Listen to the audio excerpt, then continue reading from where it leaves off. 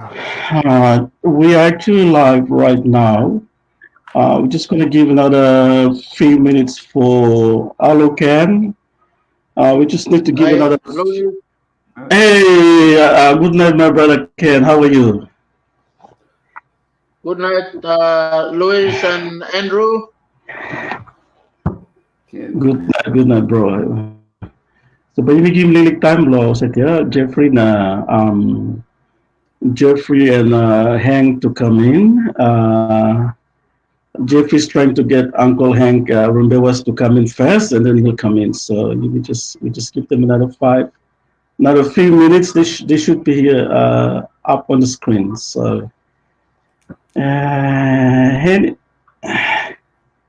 all right. Anyway, bro, Ken, how's things over there in PNG?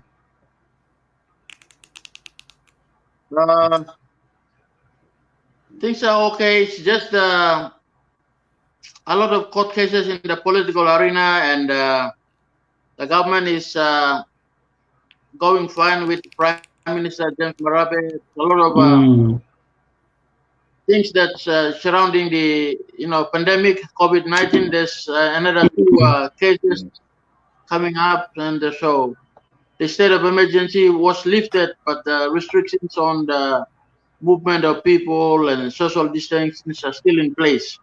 So the danger is not over; it's still there. We have to be very careful in case many people get sick, and then we might end up losing a lot of lives here. But we were very fortunate that not one Papua New Guinean died from the COVID-19 over the past 3 months. Oh, that's good. Yeah. Unfortunately, in regards to our people in West Papua, it's a different story. I think they made a very big mistake at the first place to not to start this restriction. They started very late, and as a result, the number of positive cases of people with the virus has increased. So that's one of the issue that we will maybe discuss in the future. And yeah, it's pretty bad on the other side. We hear reports of people being infected with the virus, and we hope the government is doing everything it can to help our people. But yeah, in the meantime, coming back to our focus for tonight's teleconference, I've got Uncle Hank Rumbewas is in the studio here with us now, and we're just waiting for the chairman, Jeffrey Bamanak, to come in, and then we'll start. Selamat malam, Homeng. Selamat malam, anak Prai, dan selamat malam Andrew, selamat malam Tuan Ken. Good evening, everyone. Good evening. Good evening, we'll just wait for a few minutes. Oh, okay. Let me just answer this call from Jeffrey first. Hang on. Hello, Jeffrey. Yeah. Oke, kakak Hen sudah siap, sedikit lagi dia akan masuk. Iya, sudah, this is masuk. Oke. Kita mulai nih. Itu belakang dengan kakak. Yang terpenting itu moderator dengan translator. Jadi kalau sudah dalam nanti kita masuk. Iya, sudah. Bo bisa masuk sekarang. Oke. Sudah masuk, sudah. Oke, good. Tolong chat. Oh, sorry, I was just talking with Jeffrey. He's just checking if everyone has come in, and yeah, I told him that we're just waiting for him, so he's making his way through. So yeah, sorry, Hank, I was just telling Brother Ken about the coronavirus situation in West Papua compared to PNG. The government over there managed to do all it can to contain the virus, but unfortunately, to our people in West Papua, the Indonesian government basically failed its duty to protect our people. That might be one of the issues that we might discuss in the future. But in the meantime, all right, let me just get Jeffrey inside now. So, selamat malam, Jeffrey. Malam. All right. Hormat. Hormat. Okay. Good night, everyone. So tonight, I think we're going to start with our teleconference for tonight. And today, I have in the studio with me Mr. Andrew Johnston, one of the supporters of West Papua, and he has been working. He used to work closely with the late Dr. John Ondawame, and he's a very close friend of the people of West Papua. So we would like to welcome him in the studio as well. And also tonight we have Ken Mondiai from PNG Union for West Papua. It's one of the leading NGOs in PNG that advocates for the issue of West Papua. And also I have in the studio with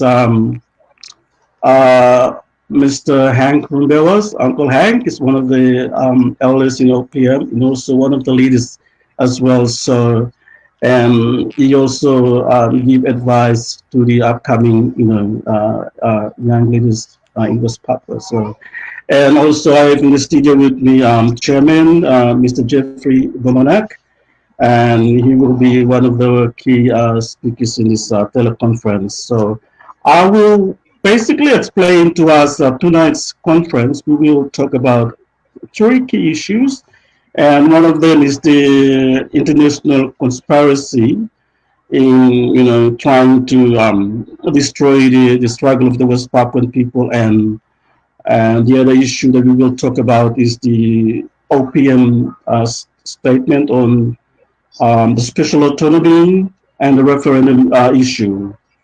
And I guess the other one is basically we will touch base on proclamation, the 1st July proclamation, which is the significance of the proclamation on the struggle of the West Papuan people. So I will hand it now to Jeffrey to start. Silakan Jeffrey.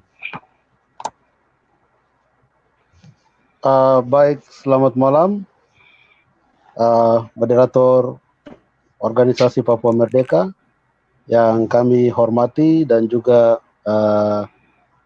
translator dan juga senior dan penasehat Organisasi Papua Merdeka, Kakak Hengki Rumbewas, dan juga good night my brother, my powerful brother, Mr. Ken Mondiai and Mr. Andre Johnson. Baik, mungkin sebelum saya melanjutkan, saya ingin sampaikan kepada moderator, sesuai dengan kita punya agenda, mungkin kita berikan kesempatan pertama kepada Mr. Andre Johnson untuk menjelaskan sedikit internasional konspirasi dengan kita punya sejarah. Jadi mungkin kita berikan kesempatan kepada Mr. Andre Johnson dulu, kah? Yep, Om Heng, would you like to translate that? So tonight on our teleconference, we have a number of topics, and first of all, we will start with the presentation of Mr. Andrew regarding the international conspiracy regarding the West Papuan case in the United Nations. Go ahead, Andrew. Well, conspiracy, right? Okay. If we want to know about the conspiracy aspect, that it originally started courtesy of the Rockefeller Standard Oil buying into the Dutch exploration and illegally concealing the discovery of of the gold and the copper from the Dutch government back in 1936. They were looking for a way to get special access to it for sort of a complex reason.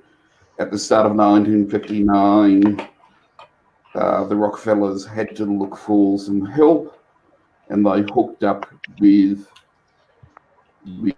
a politically very powerful person by the name of Robert Lovett. And Robert Lovett and the Rockefellers had a joint interest in a mining company called Freeport Sulphur.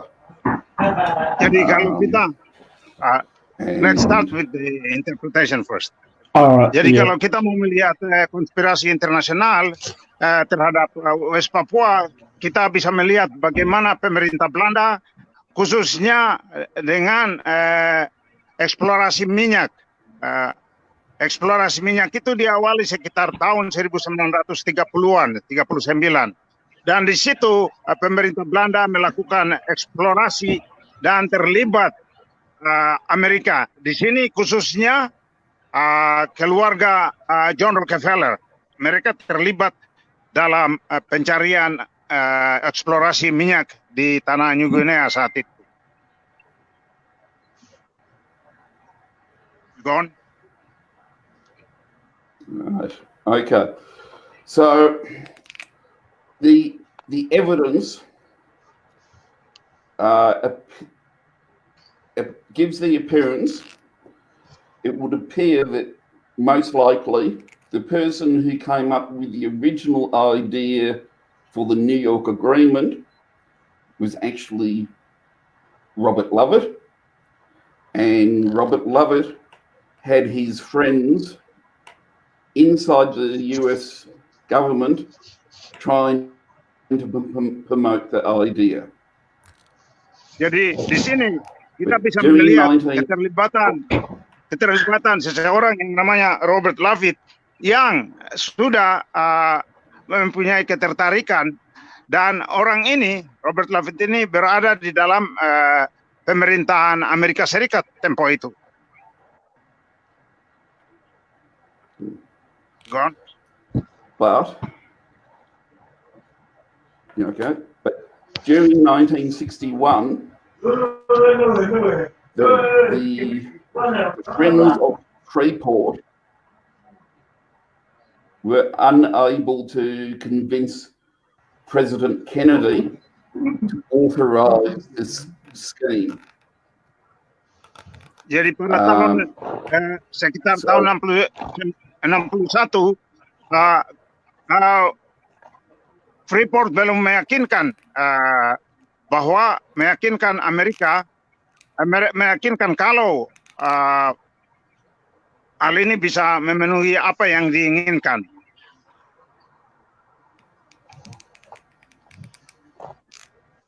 Right. Go on. So Kennedy wouldn't authorize it. Didn't authorize it. Unfortunately, these people told Indonesia about the idea. Jadi Presiden Kennedy waktu itu tidak menyetujui, tapi sejumlah orang kaya meyakinkan dan menyerahkan kepada pemerintah Indonesia bahwa apa yang terkandung pada Freeport cukup meyakinkan. God. Okay. They told the Indonesian government about it. The Indonesian officials have told the Americans in March 1961 that they liked the idea of the New York Agreement of misusing United Nations trusteeship as a method for getting Indonesian military into West Papua. But jadi sekitar tahun 1961, Maret tahun 1961, Indonesia sudah disarankan bahwa apabila New York itu agreement itu disepakati, maka kemungkinan untuk masuk ke piagam PBB akan diatur sebegitu rupa dengan pemerintah Indonesia.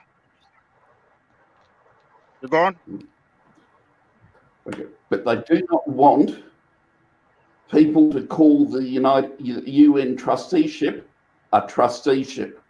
They want to disguise and hide the fact that it will be a trusteeship.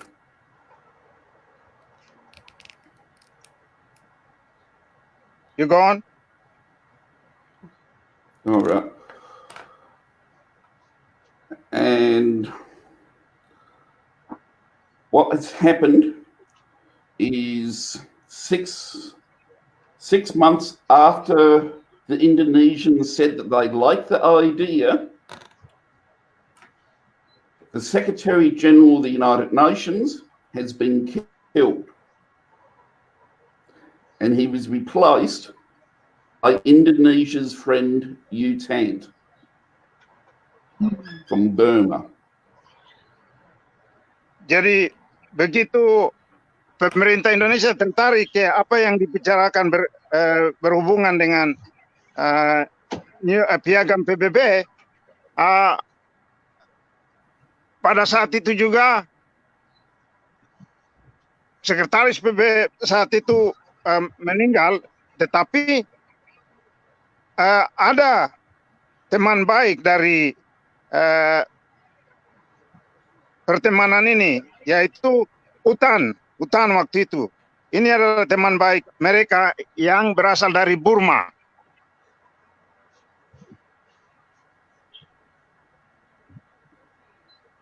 You go on? The three big close friends were U Thant, Sukarno, and the PM of India, Nehru. Jadi saat itu ini adalah teman-teman baik dari Burma, India, dan juga Sukarno tempo itu. Mereka semua adalah teman baik. So as soon as U Thant was appointed as the new Secretary General, India invited some territories that it wanted, Goa, Timor, and Diu, and then Indonesia began its invasion of West Papua. Jadi tempo itu juga UTAN secara langsung mengutus India untuk menyiapkan pasukannya, dan tempo itu juga Indonesia sudah melakukan invasi ke tanah Papua. Now, Indonesian invasions of West Papua were not new. Almost every year since 1950, Indonesia had sent some soldiers over to West Papua, and jadi invasi pemerintah Indonesia ini, invasi pemerintah Indonesia bukanlah hal yang baru. Sudah dimulai sekitar tahun 1950-an. Sering melakukan penyerangan untuk masuk ke tanah New Guinea tempo itu. The Papuan people would arrest the Indonesian soldiers, and the Dutch would deport them back to Java. Dan kebanyakan dari tentara atau militer yang masuk ke tanah Papua atau New Guinea waktu itu biasanya ditangkap oleh tentara Papua, dan kemudian pemerintah Belanda mendeportasi atau mengirimnya kembali ke tanah Indonesia.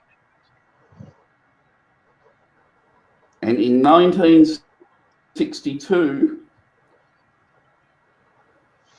the Papuan people were already arresting the Indonesian soldiers when the new Secretary General, U Thant, has asked America and other nations to help Indonesia force the Dutch to sign the New York Agreement. Jadi pada tahun 1962 sejumlah milisi atau tentara Indonesia sudah masuk ke tanah Papua dan mereka ditangkap.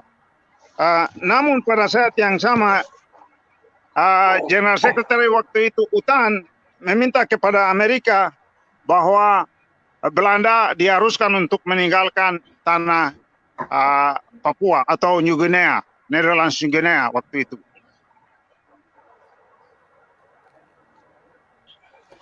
The problem for America and other nations was that U Chand, as Secretary General, is in control of the agenda of all United Nations meetings. He controls which items are put on which agenda. He can reorder them. He can, he can. Jadi di sini yang jadi masalah put things at the utama adalah bottom. karena sekretaris waktu itu adalah UTAN, semua keputusan yang diambil berada pada kekuasaannya atau tangannya, sehingga Amerika ataupun negara lain susah untuk mempengaruhinya. Setiap topik atau masalah yang muncul saat itu secara jelas dikontrol atau dikuasai oleh UTAN. During 1962, U Chand actually wrote a public letter to Indonesia promising that he would not allow West Papua to vote before Indonesia got its troops into West Papua. Could you repeat it again, please? I missed that. Yes. During 1962, U Chand, the Secretary General, wrote a public letter to Sukarno promising that he would make sure that the Papuan people would not be allowed to vote before Indonesia got into West Papua. Jadi waktu itu UTAN menulis satu surat terbuka kepada Presiden Soekarno bahwa PBB akan berusaha sebegitu rupa orang Papua tidak ikut ambil bagian untuk memilih sebelum pasukan Indonesia berada di tanah Netherlands New Guinea waktu itu. Jadi surat itu dia kirimkan kepada Presiden Soekarno. You go on. And also, we have a copy of a declassified United Nations record of legal advice that the Secretary General got from the top legal professional at the United Nations, wherein this, although Indonesia and U Chand did not want to say that the New York Agreement would be a trusteeship, the lawyer points out that what they're trying to do is a function of the trusteeship system. And but you'll have to ask the General Assembly to authorize it because that is part of the trusteeship system. Jadi dari dokumen yang rahasia yang kami peroleh, di situ ada tantangan dari beberapa ahli hukum yang melihat apa yang sedang berlangsung sesuai dengan tema atau apa yang kita kenal dengan cara yang harus berhubungan dengan piagam PBB.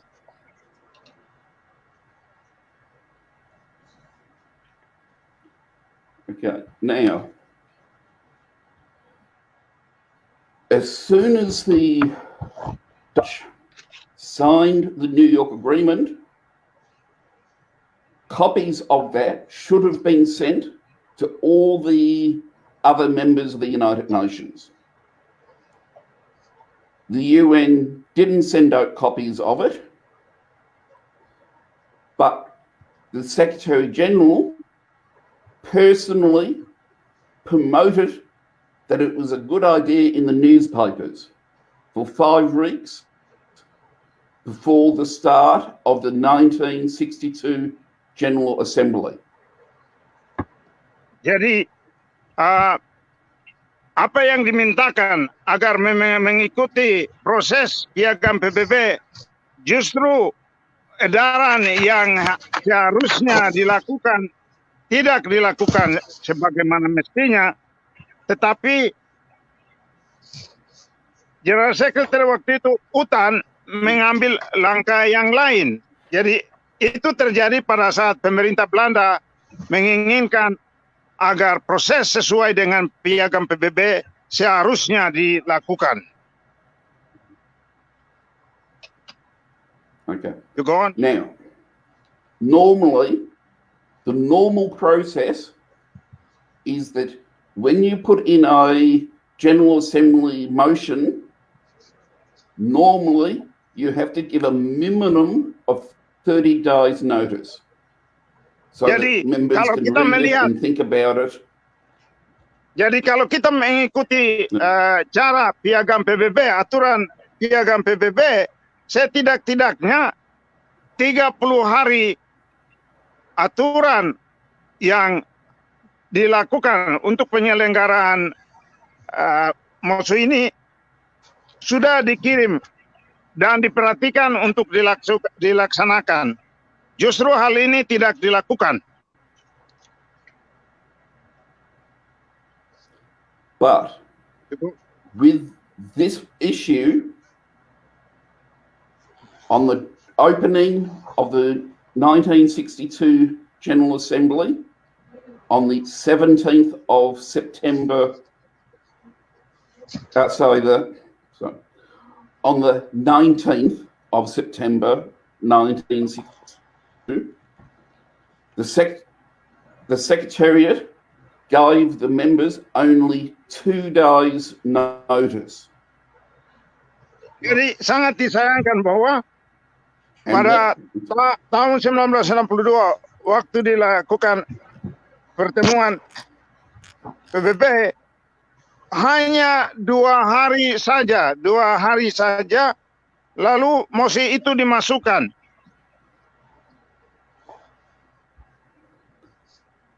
And then on the 21st of September, Friday, the 21st of September, the afternoon of Friday, 21st September, the President of the 1962 Assembly told the members to vote without a debate. They were not allowed to talk about or ask questions about the New York Agreement before voting on it. Jadi presiden yang memimpin Assembly waktu itu, pertemuan PBB saat itu, yaitu hari Jumat tanggal 21 tahun 1962, presidennya justru meminta bahwa persoalan apa yang diadarkan itu tentang Papua Barat atau Netherlands New tidak boleh dibicarakan, tetapi langsung memberikan suara.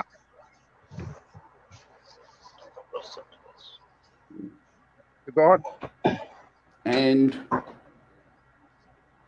the circumstance for the members of the United Nations, the Assembly members, is they are being asked to either authorise or to reject a proposal that the new Secretary-General has been personally promoting for the previous 5 weeks.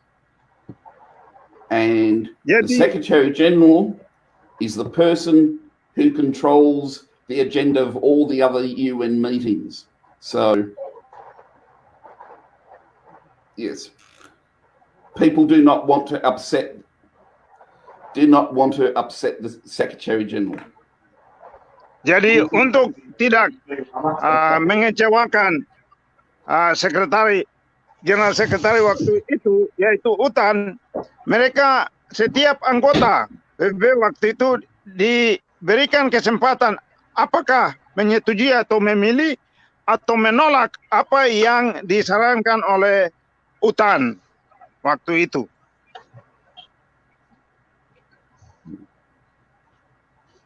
What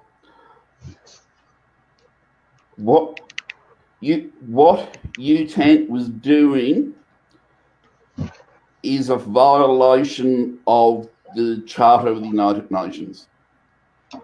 Jadi apa yang dilakukan oleh UTAN adalah sama sekali melanggar tata cara yang tertulis pada piagam PBB.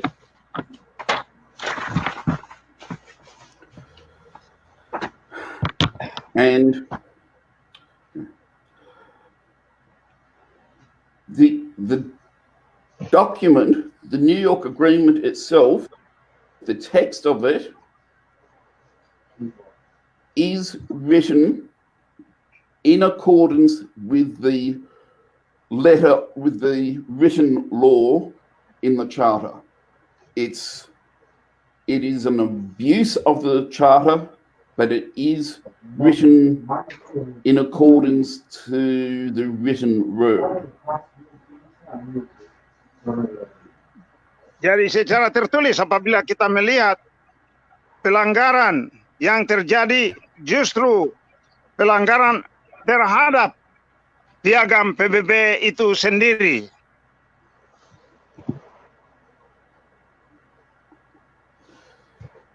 The truly illegal issue is that the Secretary-General did not report the General Assembly authorization of the New York Agreement to the Trusteeship Council.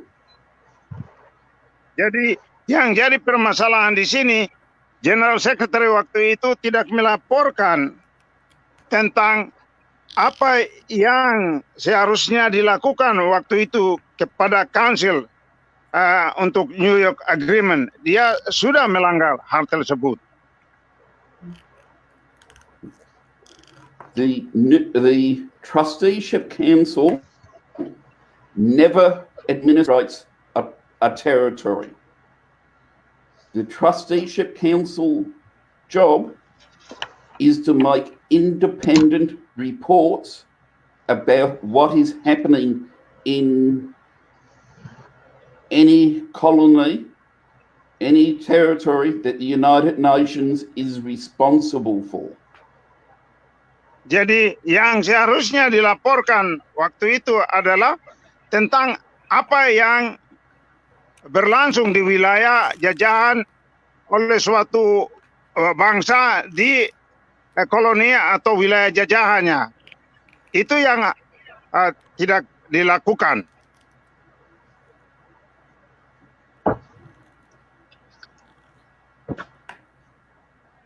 Without those reports, the United Nations does not officially know what is happening in West Papua. Jadi waktu itu tanpa laporan tentang keadaan di wilayah jajahan Belanda waktu itu, tanpa PBB melaporkan hal itu, maka tentunya para anggota PBB yang memilih saat itu tidak mengetahui apa yang sedang berlangsung di tanah Papua.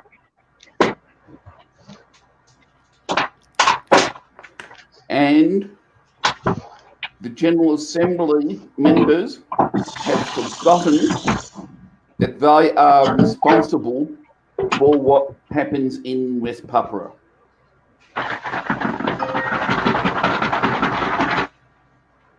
Dan dalam hal ini, waktu itu PBB dengan sendirinya harus bertanggung jawab dengan apa yang terjadi saat itu.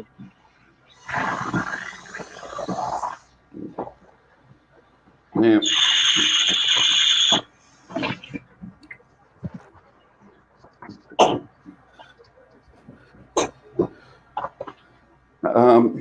yes, so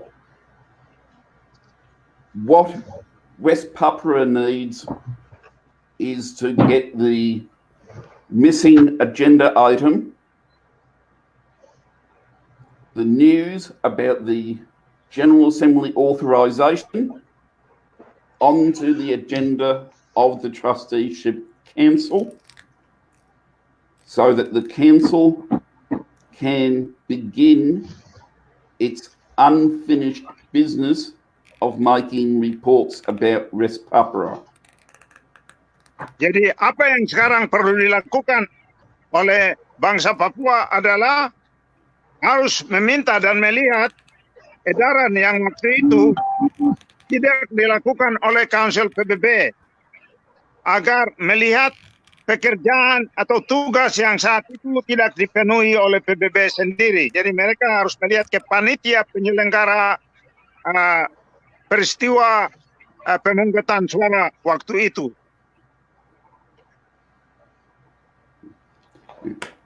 I am happy to answer other questions about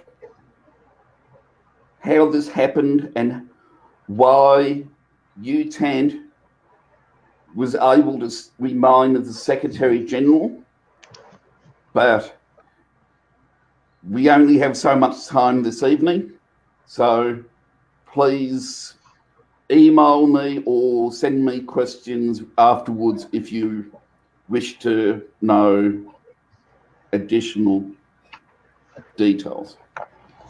Jadi saya sangat bersedia, Andrew sangat bersedia untuk memberikan jawaban atau ke depan apabila Anda tertarik untuk mengetahui apa yang konspirasi yang terjadi waktu itu di PBB. Anda bisa menghubungi saya lewat email dan saya bersedia untuk lebih lanjut menjawab hal-hal yang melatar belakangi General Secretary UTAN tempo itu.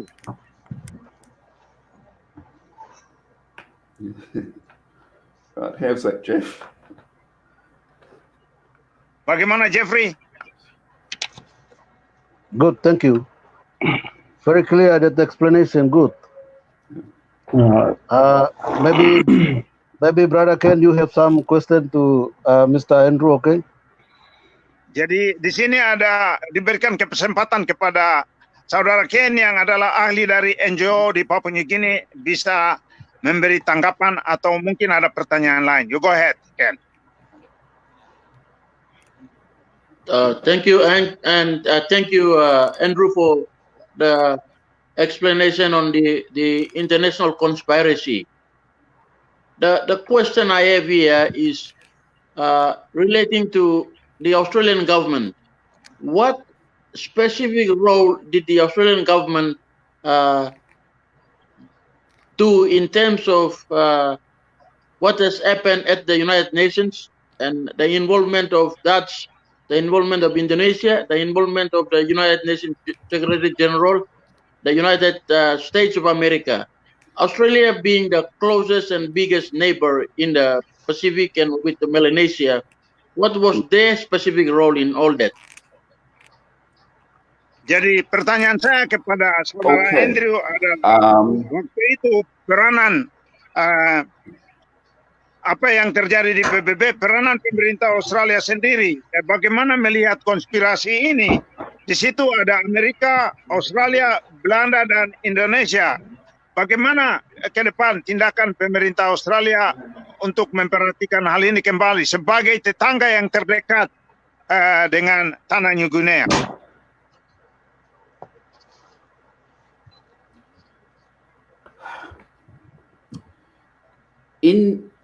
it changed. In 1962, the Australian representative at the United Nations was actually the Attorney General of Australia. And he has made comments after, because he was allowed to make comments after the vote. And he talked about Australia's trusteeship on the other side. And at the end of his speech, he made a reference to the fact that the legal relationship between the legal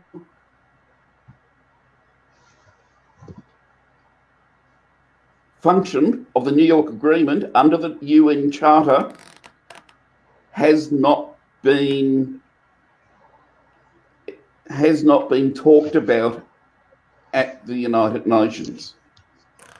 Jadi tempo itu That's in perwakilan 1962. Australia di PBB saat itu memberikan tanggapan, tetapi tanggapan itu dilakukan setelah terjadi pemungutan tentang masalah Papua.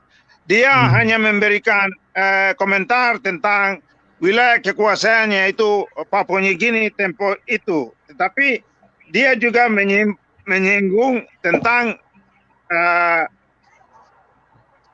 apa yang terjadi di PBB saat itu berhubungan dengan Papua.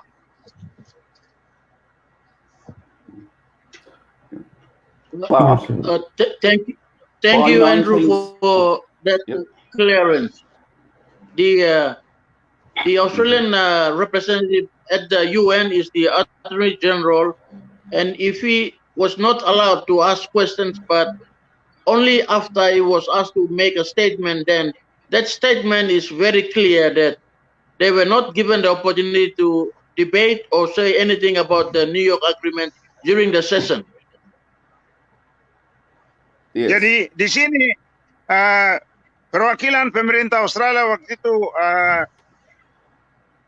mengatakan bahwa mereka tidak diperbolehkan untuk mengajukan pertanyaan sehubungan dengan apa yang terjadi pemungutan suara waktu itu. Jadi sangat disayangkan karena diketahui bahwa tak seorang pun atau anggota PBB waktu itu tidak diperbolehkan untuk mengajukan pertanyaan atau komentar.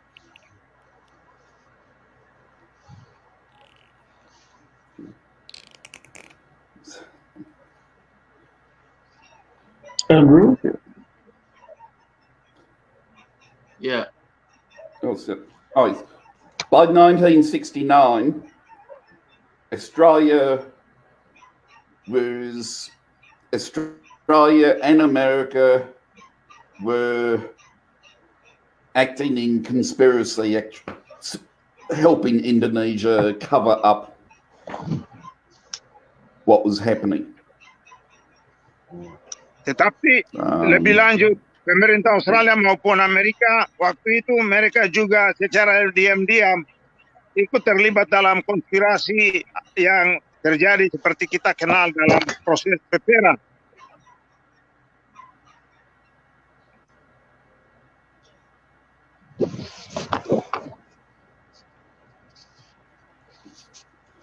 And yes.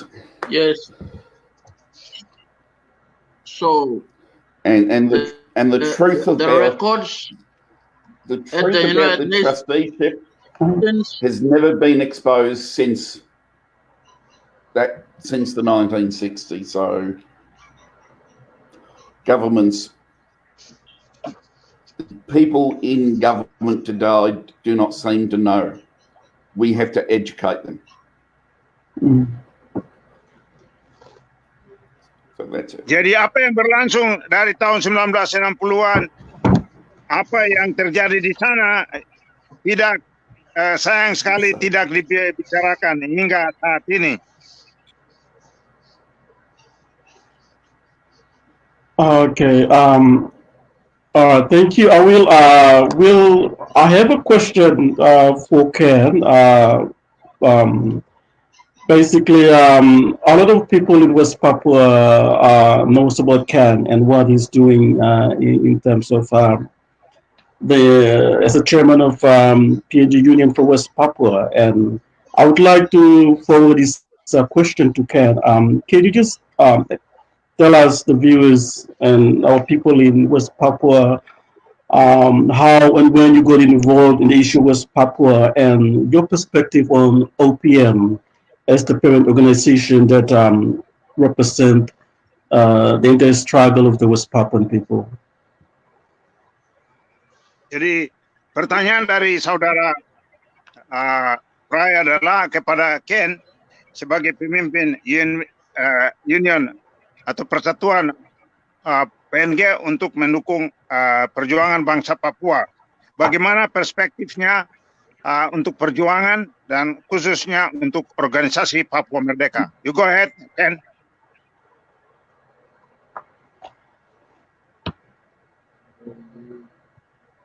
Okay. Thank you, Louis, for the question, and Ants and the team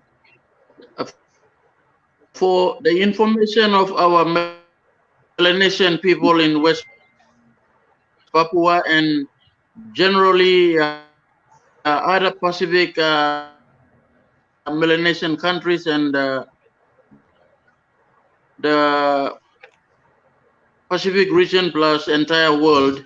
Let me explain about Papua New Guinea Union for Free West Papua. It is a collective NGO, like an umbrella NGO for 5 major NGOs that are based in Papua New Guinea and Port Moresby. The NGOs are People's Movement for Change, PNG Anti-Corruption Movement, People's Power Movement, my own NGO, Partners with Melanesians, Human Rights West Papua People's Protection Association, and 6 community-based organizations plus individuals that are supporters of the West Papua struggle, and a total of 7 million Christian believers from Papua New Guinea. All governors in Papua New Guinea as our political voice, Honorable Pobes Pakop, the governor for NCD, and Honorable Gary Jupa, the governor for Oro Province. So it's a collection of non-government organizations that are advocating for free West Papua in Papua New Guinea. Okay, let me. So that's the background on the organization. Let me interpret the first one, please. Jadi di sini kalau kita melihat ke short translation on that. Terjadi dari sejumlah ya. Jadi di sini ada sejumlah kolektif NGO yang berada di sana sampai ke wilayah Melanesia. Louis, I should continue. Just a minute. I still. Hang on, Hank. Hang on. Wait. Go ahead, Hank. Hang on, Hank. Sorry. Hank, go ahead. Hank. Can you just wait for him to translate? Hank, lanjut. Silakan, Hank.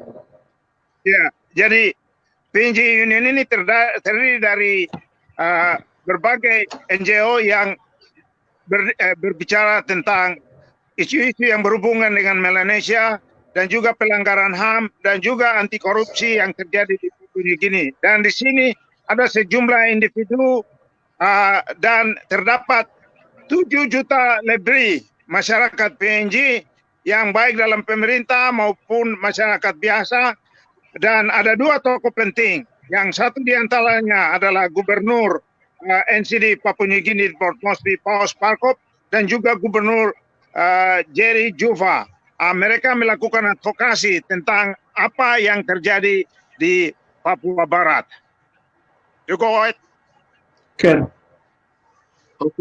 Okay. So that's the organization that's spearheading the advocacy and the fight for West Papua struggle in Papua New Guinea.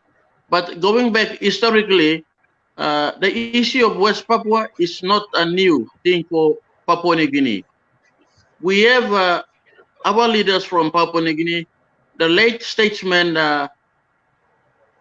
Sir Bennett Narokobi, the late statesman Sir Yambaki Opuk, and other leaders have spoken and have stood for our people of West Papua in the PNG Parliament, as well as spoken across in Indonesian Parliament and internationally about West Papua. Jadi masalah Papua bukan hal yang baru, tetapi sudah dibicarakan oleh sejumlah tokoh-tokoh Papua, Papua New Guinea, di antaranya seperti Sir Bernard Narokobi dan juga Yambaki Opuk. Mereka membawakan masalah Papua Barat di dalam Parlemen Papua New Guinea secara internasional, tetapi juga di Parlemen Indonesia. Mereka mengajukan persoalan Papua Barat ini.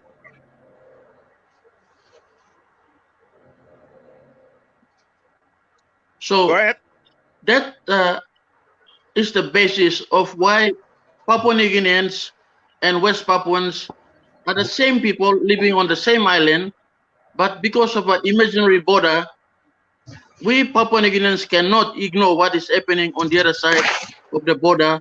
The issues that our people have been facing since the 1960s.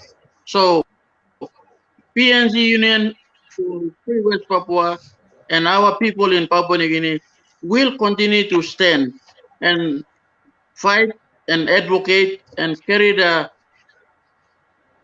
Papuan flag for the freedom of our people. Jadi sebagai warga Papua New Guinea, kami sudah berjuang karena itu bukan hal baru. Hanya saja kita dibedakan, kita semua berdiam. Baik Papua New Guinea maupun Papua Barat, kita berdiam di satu pulau. Hanya dibatasi oleh batasan yang bukan alam, tetapi diciptakan oleh pemerintah penjajahan. Dan untuk itulah kami warga Papua New Guinea tetap akan menyuarakan tentang apa yang sedang berlangsung di West Papua atau Papua Barat sejak tahun 1962 menjadi bagian dari Republik Indonesia.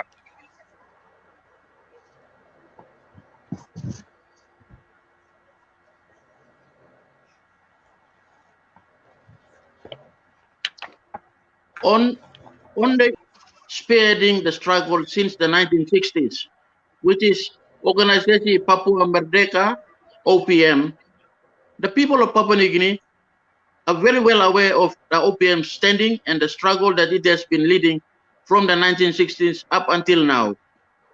And so the people of Papua New Guinea will still continue to support the OPM, and the issue of West Papua that is promoted, that is supported, pushed by OPM will be the agenda for our people in Papua New Guinea to continue to stand by that. Jadi warga Papua New Guinea sudah mengenal nama organisasi Papua Merdeka sejak tahun 1960-an, dan sampai saat ini nama OPM dari jauh hari sudah dikenal, dan ke depan agenda-agenda untuk memperjuangkan kemerdekaan Papua Barat, warga Papua New Guinea tetap berjalan bersama apa yang telah dibangun oleh organisasi Papua Merdeka OPM. So at this point, we understand there are different small groups that are coming around and coming up, but in order for the struggle of West Papua to go forward, we in Papua New Guinea and PNG Union of Free West Papua want OPM to take the lead. It's the mother organization. It has been fighting for the people of West Papua since the 1960s. And every other organization that is popping up in the United Kingdom, in America, in New Zealand, in Australia, must always come and work under the umbrella of OPM. That is the only organization. Jadi pendapat saya adalah, dan juga dari PNG Union adalah, bahwa akhir-akhir ini terdapat sejumlah badan perjuangan lain di dalam perjuangan pembebasan Papua Barat ini. Bagi kami, ini adalah badan-badan baru yang perlu untuk berkonsolidasi dan bekerja sama, terutama di bawah satu payung utama, yaitu OPM, untuk berjuang membebaskan diri dari penjajahan Indonesia.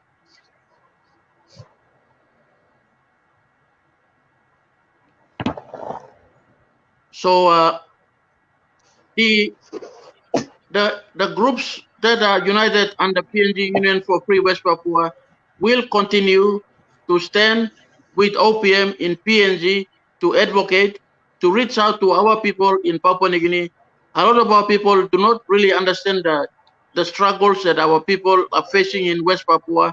That's the responsibility of my organization to carry out awareness and educate our people, including lobbying with our two honorable governors, Powes Pakop and Gary Jupa, in Parliament to get the message into the Papua New Guinea Parliament about the issues our people are facing in West Papua.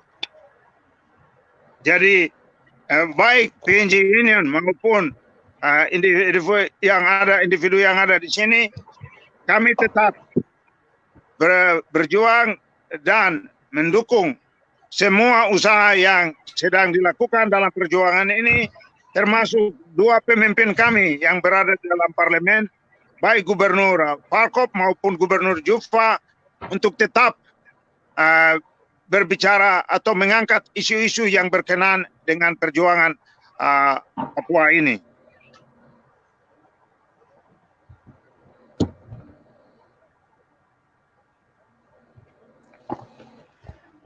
Thank you very much, Brother Ken, for your statement. And now I think we will go to our next topic of discussion, which is OPM TPNPB's position on special autonomy and the referendum. So Jeffrey, silakan. Saya kembalikan ke Jeffrey lagi. Silakan Jeffrey. Poin kedua. Baik. Terima kasih moderator organisasi Papua Merdeka yang bisa memfasilitasi telekonferensi ini, dan juga terima kasih kepada Mr. Andre Johnson yang sudah menjelaskan secara clear tentang soal sejarah. Terima kasih Mr. Ken Mondiai, PNG Union for Free West Papua yang selalu stand waktu yang baik, waktu yang tidak baik, selalu berjuang untuk Papua Merdeka bersama seluruh rakyat Papua New Guinea di tempat ini. Dan juga terima kasih kepada kakak Hengki Rumbewas sebagai senior dan juga penasehat organisasi Papua Merdeka. Dan selamat malam seluruh pendengar telekonferensi malam ini bagi seluruh rakyat Papua Barat yang ada di West Papua, dan juga seluruh pendukung-pendukung perjuangan bangsa Papua yang ada di seluruh dunia. Oh, thank you very much for moderator for having our conference tonight. Thank you for Andrew of clarification of the international conspiracy in UN, but also thank you, Ken, for you and the PNG Union. You are standing with us with the struggle of Free Papua movement in good situation and bad situation, you're always there with us, standing with us. I thank you for being with us tonight. Baik. Bersama ini kami akan mencoba menyampaikan beberapa sikap dan posisi OPM setelah melihat dan mengamati serta mempelajari sejarah perjuangan bangsa Papua, keterlibatan konspirasi internasional, dan kemudian hingga saat ini pemberlakuan spesial otonomi dari tahun 2001 sampai dengan sekarang 2021 akan berakhir. Ini sikap OPM seperti bagaimana akan kami mencoba menjelaskan kepada seluruh rakyat Papua. So tonight we are going to get into the next discussion regarding the implementation of special autonomy process, which will be completed in the year of 2021. Kami sekalian, sebelum kami mengerti dan OPM mengambil sebuah sikap yang tegas terhadap menolak otonomi dan menerima opsi apa dari internasional, yang terpenting adalah organisasi Papua Merdeka tetap mengajak seluruh rakyat bangsa Papua dalam situasi yang begitu penting dan sensitif. Saat ini rakyat Papua harus memilih sesuatu yang tepat bagi perjuangan bangsa Papua. Karena kalau kita salah saat ini, akan menelan beberapa tahun ke depan, akan memberikan banyak korban bangsa Papua ke depan. Sama seperti hanya 1.026 orang yang memilih dalam PPRA, tetapi beberapa tahun ini kami tetap dijajah oleh Indonesia. Kondisi ini mengingatkan OPM untuk secara sensitif dan secara hati-hati kami menguraikan sejarah dan posisi OPM seperti bagaimana akan kami jelaskan. In this case, I would like to, as a chairman of Free Papua Movement, I would like to inform the people of West Papua that the ongoing, the implementation of special autonomy, the people of West Papua we encourage you to make a clear indication, learn from the history. You see what happened at the time that only the Indonesians by force only took chosen 1,025 community leaders and to speak on behalf of the people of West Papua, and we have been suffering because of it. We become the victims because of what Indonesia has done. So now, facing the special autonomy, it is a time for us to make sure that we make a good decision. Otherwise, we are going to, as a people of West Papua, we are going to suffer because of our decision today.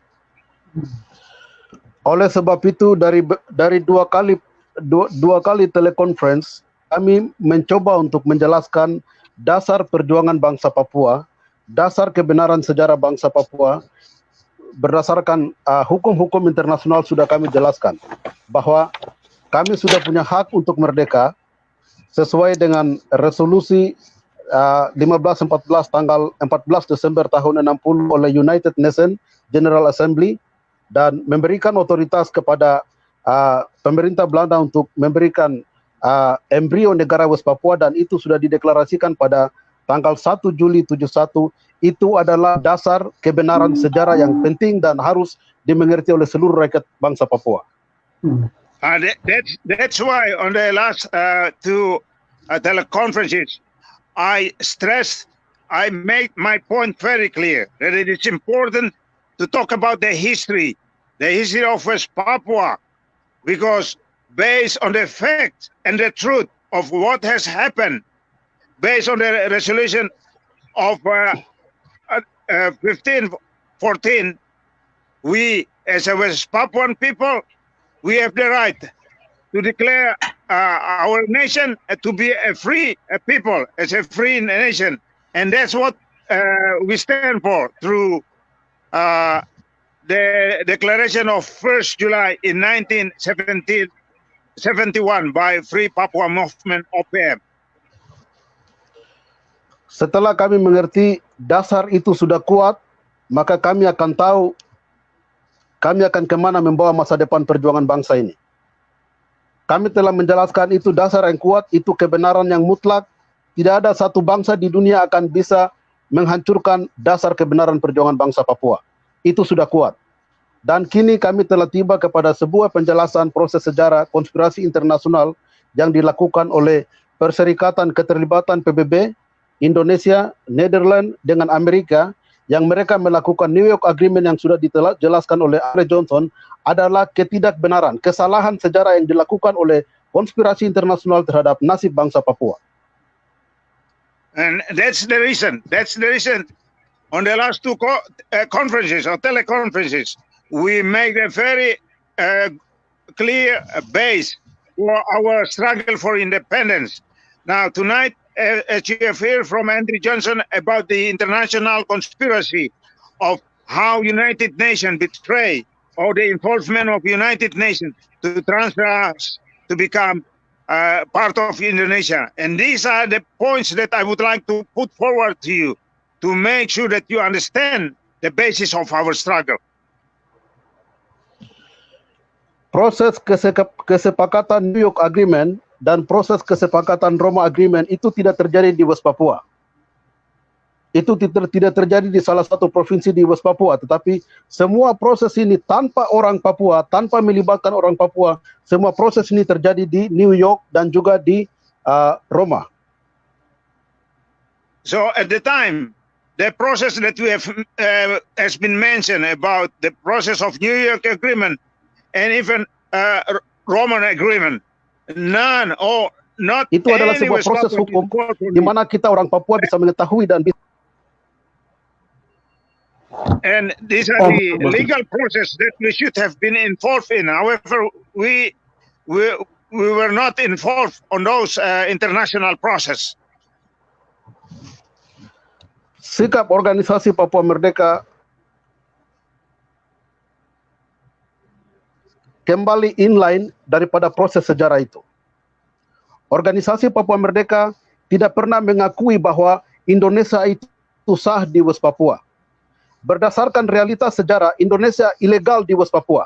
Itu prinsip dan sikap organisasi Papua Merdeka. Bahwa kami sudah ada embrio negara, kami sudah mendeklarasikan kemerdekaan negara Papua Barat, dan Indonesia masuk sebagai orang pencuri di Papua Barat dan saat ini masih menjajah bangsa Papua.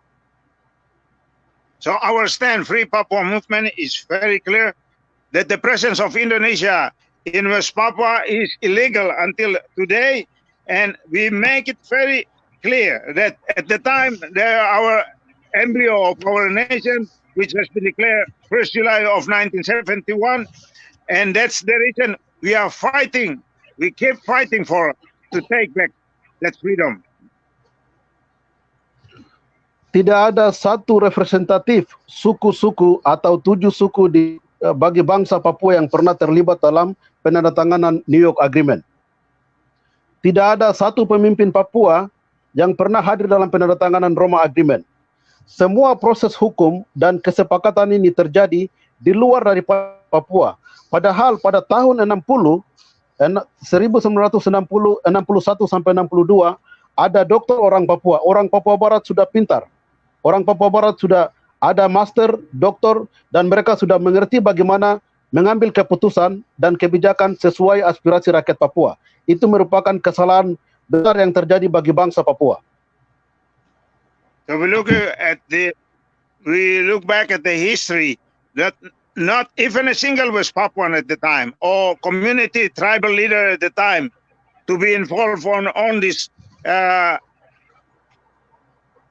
historical background of how West Papua became part of Indonesia, and either in Roman Agreement or New York Agreement, not a single West Papuan were involved. That's why we look back and we could see that even in 1960 to 1962, too. During that period, we have enough some West Papuan educated people to be involved. But the reality, none of us being involved.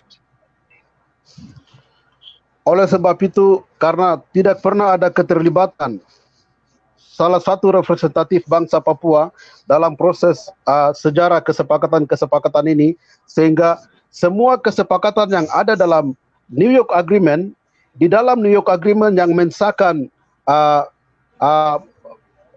kontrak ekonomi 7 April 1967 Freeport Mine, dan juga kontrak politik untuk pelaksanaan PPRA 69 Acts of Free Choice yang pernah terjadi di Papua. Dalam pemahaman dan perspektif OPM, semua yang ada di dalam New York Agreement semua adalah ilegal. And even the involvement of the economic agreement with Freeport, none of us got involved, being a West Papuan. And also with the New York Agreement, none of us are being involved. And that's why Free West Papua movement is now coming up and standing strongly to talk about this. Kita melihat ada 3 hal yang berbeda. Pertama, New York Agreement dilakukan karena kepentingan kapitalis atas semua sumber daya alam di Papua. Untuk mempertahankan semua kepentingan itu, mereka harus merekayasa sebuah PPRA 69 yang dianggap tidak demokratis.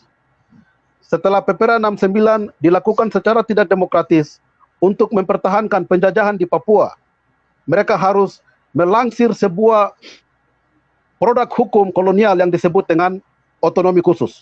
Otonomi khusus pun tanpa satu orang Papua secara representatif, secara aspiratif, mengumpulkan semua tokoh-tokoh adat, tokoh-tokoh masyarakat, kaum gereja, pemuda, mahasiswa, intelektual, semua untuk mendraftkan sebuah nasib mereka. Itu mulai New York Agreement, pelaksanaan PPRA 69 sampai sekarang spesial otonomi, semua adalah ilegal. Itu bukan aspirasi masyarakat Papua.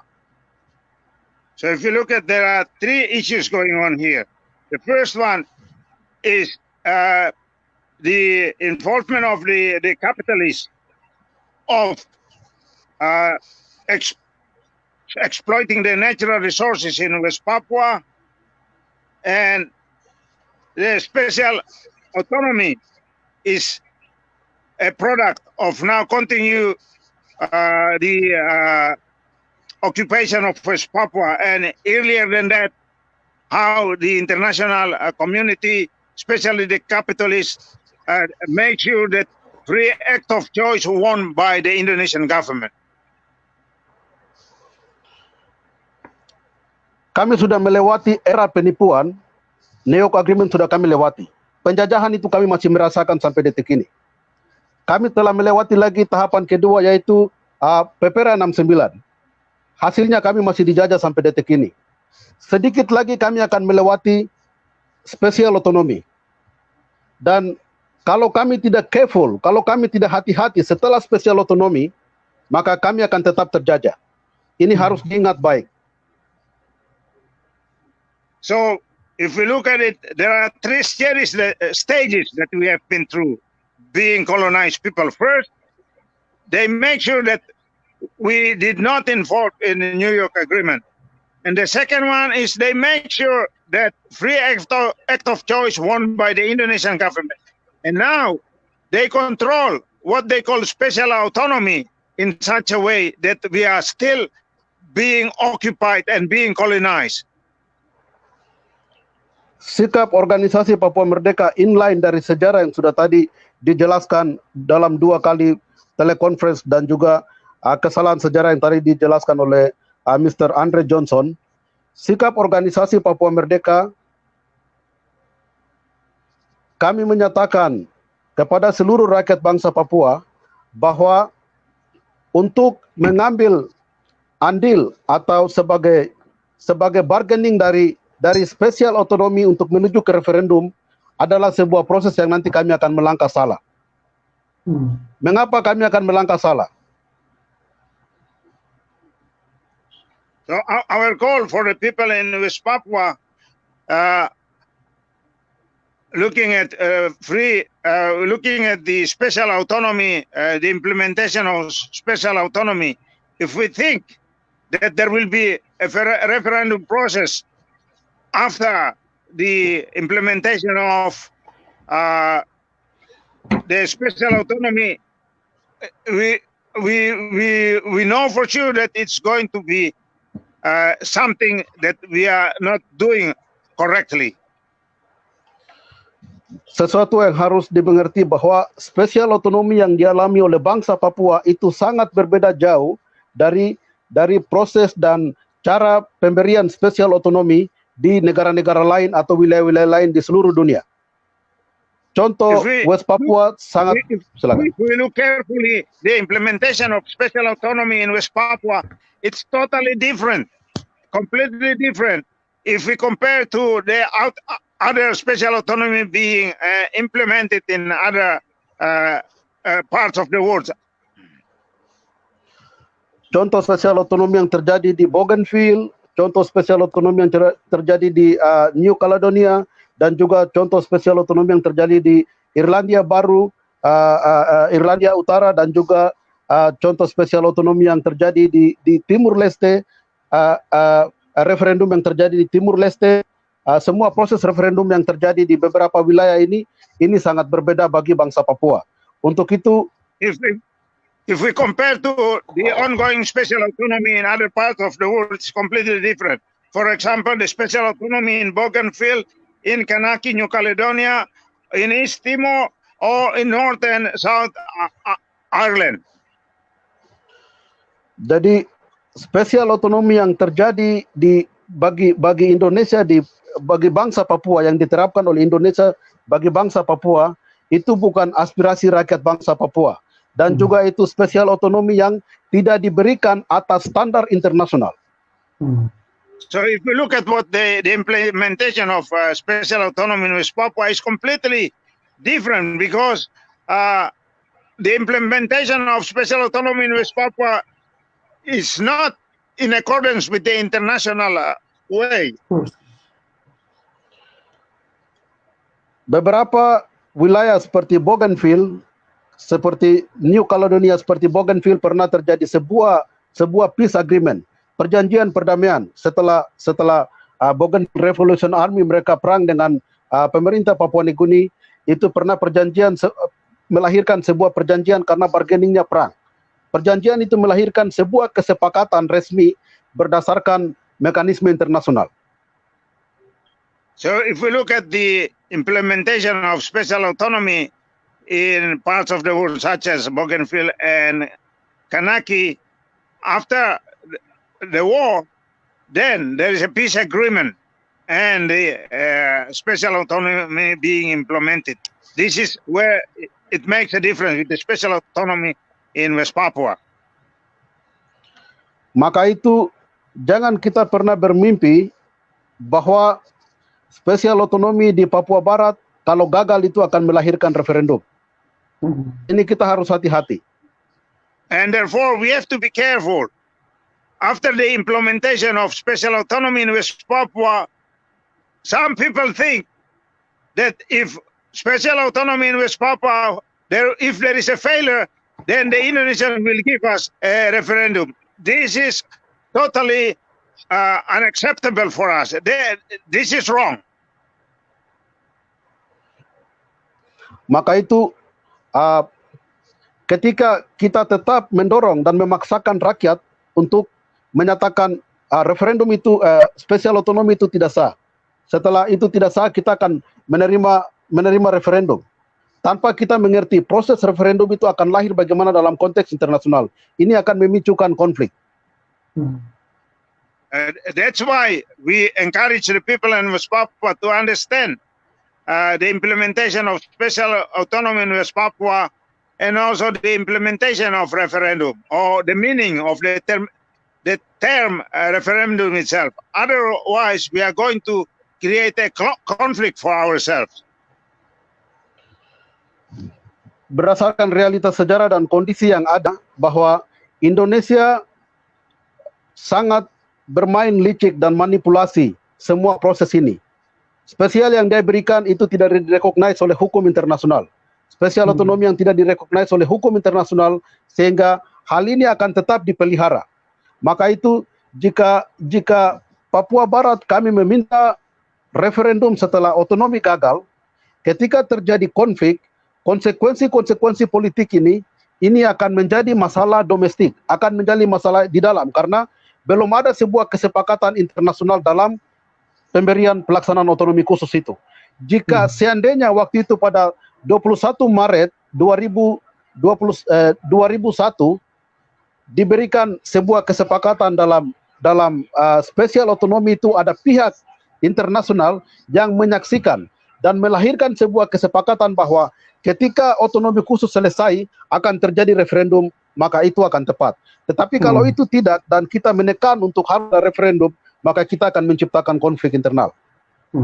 So, if we look back at the history, Indonesia is very good. It's very clever of coming with tricks.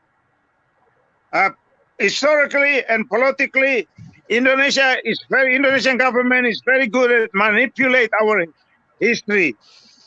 If we look at the history of the implementation of special autonomy on the 21st of March in 2001, at the time, if there is an international enforcement agreement between that after the implementation of special autonomy and in 2021, and if it's failed, then there will be a referendum.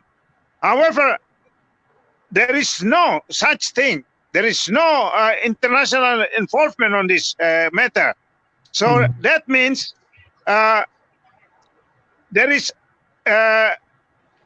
Indonesia is holding the role to make any decision.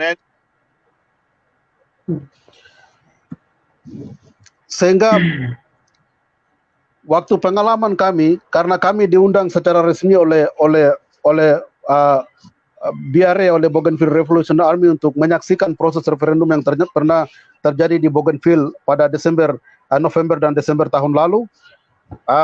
Kami sendiri secara langsung bertemu dengan utusan dari PBB di sana dan mempertanyakan hukum internasional yang di mana mensahkan proses referendum di Bougainville dan bagaimana sistem dan mekanisme pelaksanaan referendum sesuai dengan hukum internasional. Jadi pertama yang mereka jelaskan adalah proses referendum itu bisa terjadi ketika ada kesepakatan di atas meja antara negara yang menjajah dan wilayah yang mau merdeka. Referendum tidak akan terjadi tanpa sebuah kesepakatan resmi di atas meja.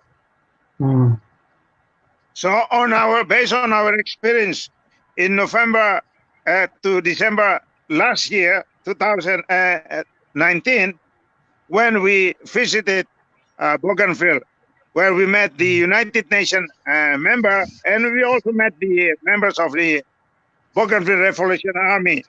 We discussed this matter with the United Nations members, and they mentioned to us that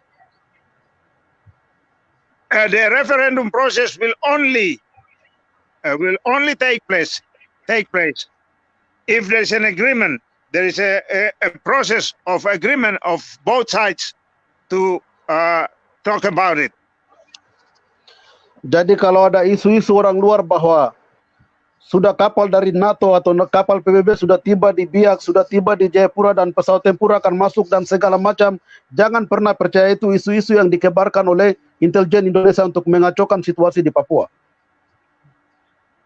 So if you happen to hear any rumors going on in West Papua that the North Atlantic or NATO organization to come and help the struggle of West Papua to get independence, or any other United Nations members to come to visit West Papua after the implementation of special autonomy in 2021, never trust that. That's how the Indonesians create the situation to scare the people, just to create more problem for us in West Papua. dalam sebuah pelaksanaan referendum juga berbeda referendum di Timur Leste, ada beberapa pasal yang sudah berubah ketika terjadi referendum di Bougainville. Ini sebuah hal yang dimana orang Papua harus mengerti. Karena kami sudah dari dulu bicara berteriak soal referendum, tetapi kami sendiri harus mengerti dia punya mekanisme referendum itu. Mekanisme yang penting sekali pertama, referendum itu akan lahir ketika kesepakatan di atas meja. Dan pelaksanaan kemarin yang kami saksikan sendiri di Bougainville, setelah kami bicara dengan UN representatif yang menjalankan referendum di Bougainville, mereka menyatakan bahwa standar internasional sekarang 8 tahun, siapa saja yang ada di West Papua 8 tahun, itu dia punya hak untuk memilih dia tetap dengan Indonesia atau dia memilih merdeka. Anda bayangkan, sekarang mungkin kurang lebih sekitar 2 juta rakyat Papua, indigenous people. Lebih dari 2 juta, sekitar 4 juta itu orang luar, orang Jawa yang ada di Papua Barat. Mereka kawin dengan orang Papua, mereka pergi karena alasan bisnis, TNI Polri dan segala macam. Kalau mereka semua ini direcognize atau didaftarkan untuk memilih referendum, maka West Papua bisa kalah mutlak. Itu aturan internasional. Oleh sebab itu kita harus berpikir soal referendum hati-hati. So when we talk about the referendum in West Papua, we have to be very careful because according to the international standard, anyone who is living in a territory more than 8 years, being a resident of that area, has the right to vote. So let's say now the West Papuans are more than 2 million people, more than 2 million people. But there are more Indonesian people in West Papua now. So if we have the referendum today, they have the right.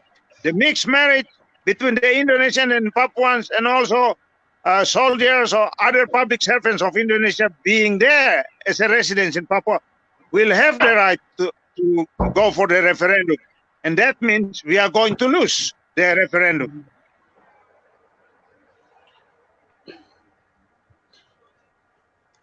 Itu adalah beberapa penjelasan yang sangat penting untuk kita pahami bersama, dan kami ingin menggarisbawahi bahwa referendum, definisi yang lain dari referendum adalah kita mengundang musuh juga masuk, kita mengundang siapa saja untuk berpartisipasi bersama-sama dengan kami bangsa Papua untuk menentukan nasib kami. Sementara ada proses lain yang lebih ideal, yang lebih penting, yang bisa kita jalankan. Kita menghargai sejarah kita, dasar sejarah kita, itu ada proses lain yang bisa lebih penting untuk kita jalan.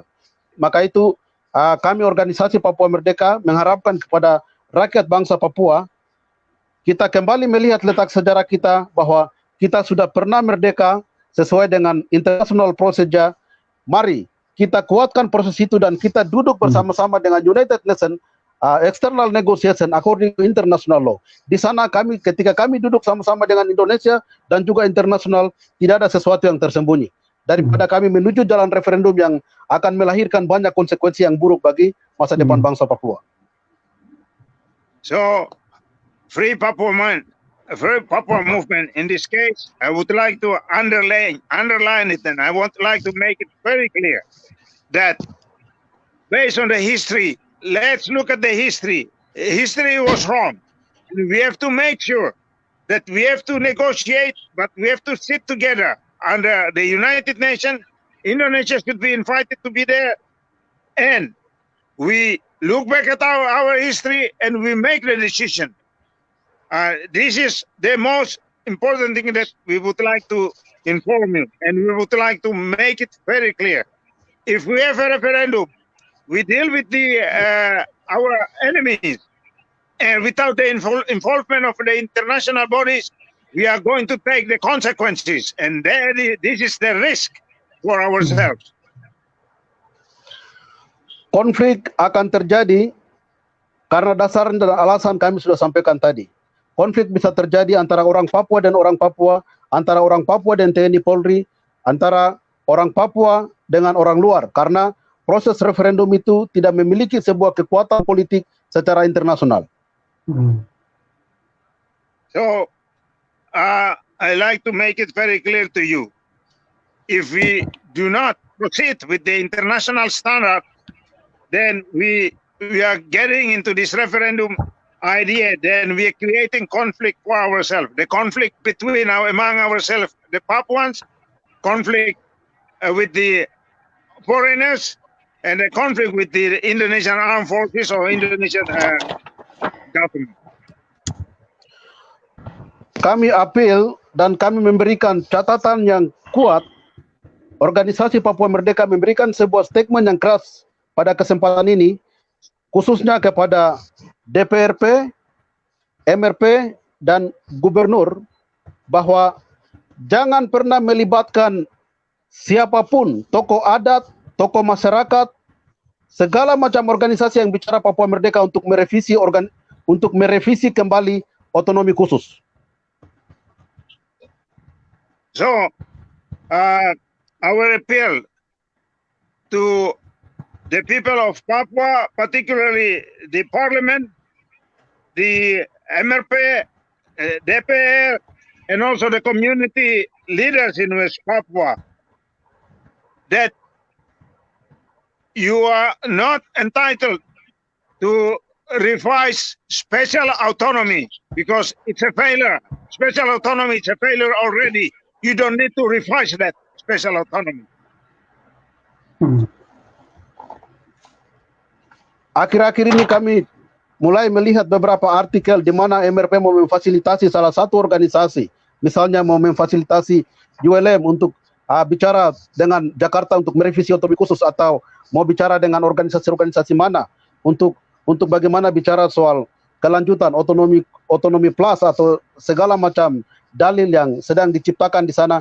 Kami organisasi Papua Merdeka sebagai organisasi induk perjuangan bangsa Papua, kami menekankan kepada semua pilar-pilar gereja, adat, tokoh masyarakat, semua organisasi-organisasi yang saat ini punya konsen terhadap perjuangan bangsa Papua untuk tidak terlibat terhadap semua iming-iming atau ajakan daripada pemerintah daerah. So let me remind the people of West Papua that lately we have been following the people representative body MRP, that they are trying to invite the community leaders and try to invite United Liberation of Movement of West Papua (ULMP) to negotiate. Now, these are the issues. These are a very sensitive issue that the people of West Papua should be very careful not to get the involvement of the provincial government to go ahead with such ideas to have such meeting with United Liberation Movement of West Papua. Saat ini yang harus dilakukan oleh seluruh rakyat Papua, seluruh organisasi-organisasi politik, dan juga semua komprador NKRI, DPRP, MRP, bupati, dan sampai dengan desa-desa di Papua Barat, yang harus kita lakukan adalah kita satukan pikiran, kita satukan sikap kami, dan kita nyatakan kepada Jakarta, karena proses New York Agreement, proses Roma Agreement itu tidak terjadi di Papua Barat. Kita perlu duduk bersama-sama dengan Indonesia, Perserikatan Bangsa-Bangsa, Amerika, dan Belanda. Kita duduk di internasional, external negotiation. Kita duduk di atas meja di internasional dan kita bicara soal nasib bangsa Papua. Karena sejarah kami jelas. So let me make it very clear. Let me make it very clear the stand of Free Papua Movement. All the political leaders, organization, even the government bodies in West Papua today, you have to come up with the community leaders of West Papua. We have to have one voice, that we have to look back at our history of West Papua, that history was wrong. Therefore, the West Papuan people, West Papuan representative should sit together, and we have to sit under the agreement with the international bodies, international standards, since we are not involved with the New York Agreement and also Roman Agreement. Therefore, on that agreement, we negotiate with Indonesia that we must remind Indonesia that those days we were not involved. And that's the history, the truth of our history.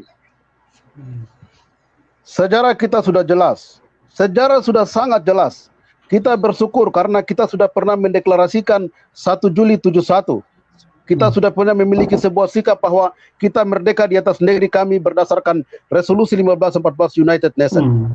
Dan kami tahu bahwa PPRN 9 dan spesial otonomi adalah produk hukum yang ilegal. Indonesia ada di Papua Barat itu ilegal. Proses untuk menyelesaikan masalah Papua bukan lewat referendum di West Papua. Proses untuk menyelesaikan masalah Papua bukan di Jakarta, bukan di Papua. Prosesnya harus kembali ke New York, harus kembali ke United Nations. Di sana tempat kita masuk, kita harus kembali lewat jalan yang sama. So history is very clear. According to resolution 1514, whatever decision we make, we must bring back the issue, going back to New York, going back to United Nations. And from United Nations, that's where we make the decision. Because those days, what happened was we were not involved, and all the decisions were made out of West Papua without the involvement of the people of West Papua.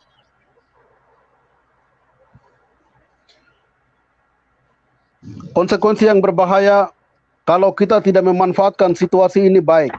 Misalnya referendum kalau kita kalah. New Caledonia, dia punya referendum terjadi karena ada New Mea Accord. Dalam New Mea Accord di New Caledonia pada 1982, mereka putuskan untuk lakukan 3 kali referendum. Referendum pertama mereka sudah lakukan.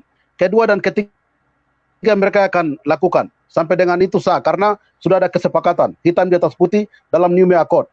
Bougainville dia punya kesepakatan di New Zealand hanya 1 kali referendum.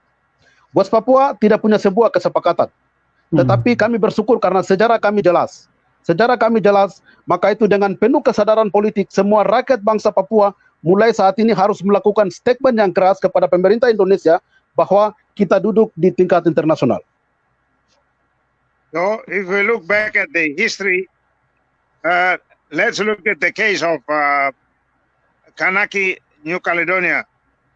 When the referendum took place, the people of Kanaki were given 3 times of having the vote. The first one has been taking place, and there's 2 more chances. So these are based on New Mea Accord, where there's an agreement between France and the people of Kanaki. What happened in Bougainville is clearly made that there will be a referendum once, which took part in New Zealand. Now, for us, we should go back to New York with the United Nations to make it very clear to Indonesia that what happened at the time was wrong, and that's our history. So we should go back on our history. Jadi Jeffrey, saya sudah capek nih, jadi bisa kasih pendek kah? Baik, jadi kita kembali ke 2 pilihan. 2 pilihan terakhir untuk rakyat bangsa Papua semua harus mengerti bahwa kali ini kali yang sangat penting. Kita menolak otonomi khusus, kita menolak segala macam, dan kita duduk bersama-sama dengan United Nations. Semua rakyat Papua, pemerintah daerah, organisasi-organisasi politik untuk merdeka harus memiliki sebuah sikap yang sama, dan kita memberikan kepercayaan kepada PBB untuk kembali bersama rakyat Papua untuk kita kembali duduk dan kita bicara soal nasib kita. Mungkin itu sedikit pikiran dari organisasi Papua Merdeka, karena kami lihat konsekuensi-konsekuensi buruk bisa lahir atas isu referendum. Jadi mari kita kembali melihat sejarah sebagai patokan perjuangan bangsa Papua untuk menentukan masa depan perjuangan bangsa Papua. Terima kasih. So my request to you, the people of West Papua, the government of West Papua at the moment. Let us make ourselves clear. Let us come out with the same stand as a people of West Papua. We must go back. We look at our history. Otherwise, we are going to create a dangerous situation for ourselves. And that's what we are trying to avoid. So this is the very clear point that I like to invite. I would like to remind the people of West Papua. Thank you very much. Baik, yang terakhir terima kasih banyak untuk moderator yang bisa memfasilitasi kami dalam telekonferensi yang ketiga ini, dan terima kasih yang paling banyak kepada kakak Heng yang luar biasa bisa menerjemahkan semua pembicaraan malam ini. Kakak hormat, tetap semangat. Hormat. Dan juga kepada Mr. Ken Mondiai Blood, thank you so much for you informed of this teleconference. You may still stop. Andre Johnson, thank you very much for your explanation about our history. Jadi terima kasih untuk moderator, Saudara Prai, and Saudara Andrew Johnson, dan Saudara Ken Mondial yang malam ini terlibat. Dan terima kasih juga untuk moderator dan Saudara Jeffrey. Malam ini walaupun saya capek, tapi saya sudah sampaikan aspirasi dari masyarakat Papua, dan itu adalah bagian dari perjuangan. Selamat malam. Selamat malam. Hormat. Okay, thank you. Yeah, I'm just gonna wrap it up. So once again, thank you thank you to our invited guests, Hank, Jeffrey, Andrew, and Ken. And once again, as you all have heard the statement from OPM, the position on the referendum and the special autonomy, as stressed by the chairman, we need to be very careful when we're deciding the future of West Papua based on referendum, because if we looked back at the previous referendum in Bougainville,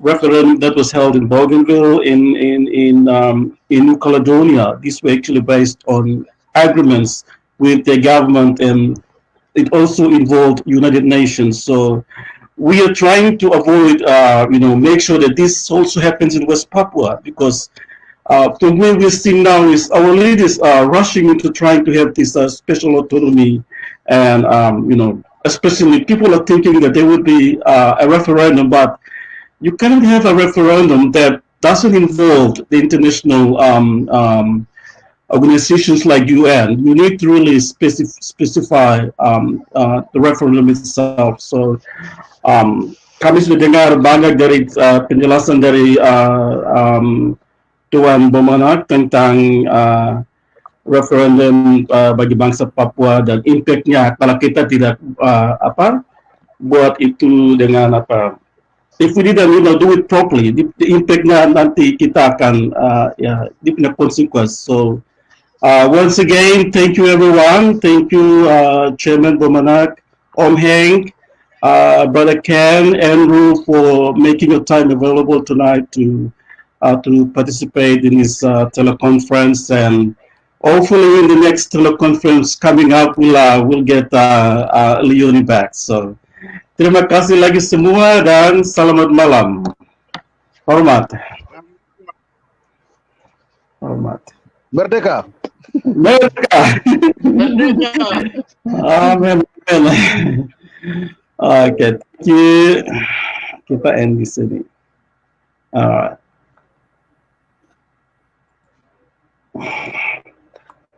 All right.